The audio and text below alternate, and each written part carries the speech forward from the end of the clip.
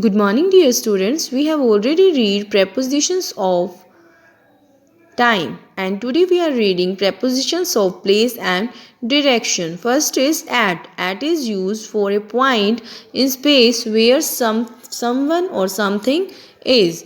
Okay, dear students. For example, there was a long queue at the bus stand. As you are looking in the picture, there was a long queue at the bus stand. So we also say at the station, at home, at school, at work, etc. So at is used for a point in space where someone or something is. In. Second preposition is in. In is used with the name of a container, place, area to indicate where someone or something is. It is normally used for any space having a volume. For example, the shirt is in Almira. The shirt is in Almira. The pen is in the drawer. The pen is in the drawer. He was sitting in a chair. I was in my room.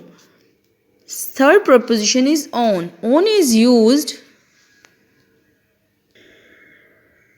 with surface area to indicate where someone or something is. As you are looking in the picture, the book is on the table. The book is on the table.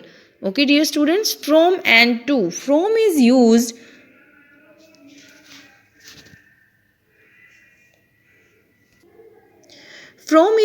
for starting at a particular place, position or condition. Okay, to is used for the point of destination. For example, he went from Ambala to Delhi by train. He went from Ambala to Delhi by train. Okay.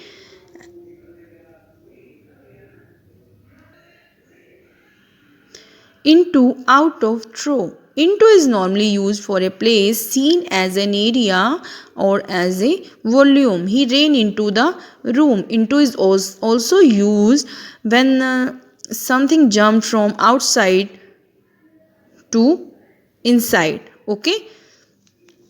Out of is used for direction away from an area usually enclosed by boundaries or seen as a volume. For example, he moved out of city yesterday. The boys came out of the room. Through indicates moving into a space seen as volume from side and going out of it from other side. For example, the train went through the tunnel. He walked through the hall. So, dear students, you have to learn these rules. You have to read this page of on you have to read this page 139 and understand its rules.